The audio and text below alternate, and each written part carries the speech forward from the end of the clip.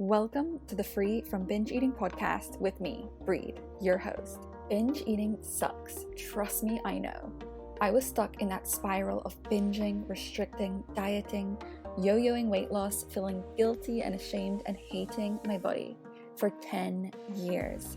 Now that I'm out, I'm turning my pain into purpose by helping you stop binging, start loving your body, self, and life again.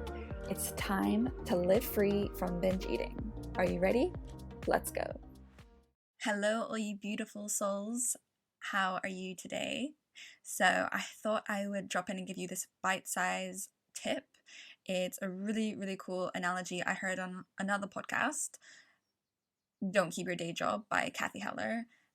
When I heard it, I was just like, oh my God, this is genius. I have to tell you guys. So here we go. Basically, you know how when it comes to binging, deep down underneath, it's often really an emotional need that needs fulfilling. Some sort of feeling is bubbling under the surface and it needs attention, it needs healing. And for us, we're so conditioned to just cover that up straight away, bury it, ignore it, hope it'll go away. And in the meantime, we just go to something that's really easy, the thing that we know best, that gives us immediate pleasure and short-term healing in a sort of way, and that is binging. But when you hear this analogy, you'll see that actually, you know what, maybe instead of quickly saying, oh God, this hurts, I don't want to feel this right now, I don't want to feel this stress, I don't want to feel this anxiety, I don't want to feel any of these bad feelings, I'm just going to quickly go binge because that's what's going to get me out of this. After the analogy, you'll think, actually, I think I might do things a little bit differently this time. So here is the analogy. Feelings are like visitors. They come to your home and they knock on your door, and you don't want to let that visitor in. So you ignore the door, you ignore the knocking. They knock again, a little bit louder this time, and you close the whole door and you go into your kitchen and you just ignore. Then they keep knocking again, louder and louder, and the door is shaking. They're knocking so loud. You're just praying, oh my God, can they just go away? Leave me alone. Finally, you let them in. And it's this rush. They come in, they leave their stuff everywhere, they create a mess. It's overwhelming to deal with them. They're terrible visitors.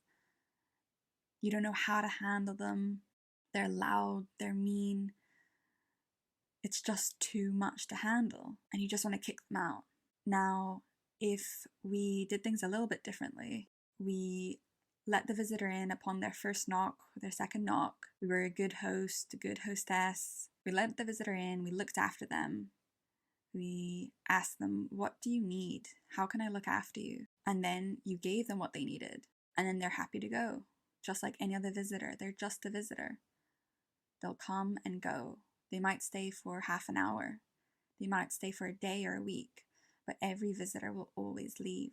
So what I'm getting at here in this analogy is when we get some sort of urge, some feeling bubbling up inside of us before a binge, stop and actually let that feeling in. Let the stress in, let the anxiety in, let the loneliness in or the sadness or whatever it is. Let it in and ask it, what do you actually need? Maybe that part of you that's anxious just needs a bit of soothing. Maybe that part of you that is sad needs some connection, some love and support. And once you give that to them in an empowering, healing way, instead of a toxic way like binging, the visitor will be happy to leave and it will be seamless.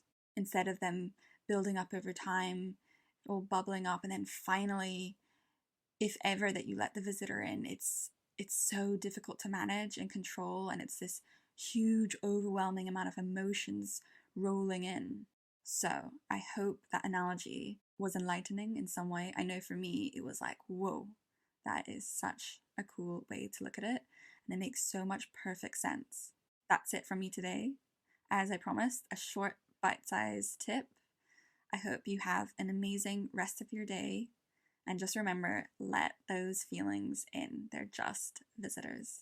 And that is the scoop for today. If this ep inspired you, taught you something new, or has helped give you direction in your recovery journey, it would mean the world to me if you did me a massive favor.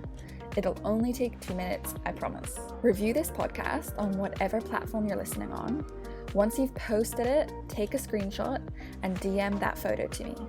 I'll enter you into a monthly raffle. Yep, that's right, I ain't gonna leave you hanging. So each month I'll randomly select one lucky winner and you'll receive a free one-to-one coaching session with me.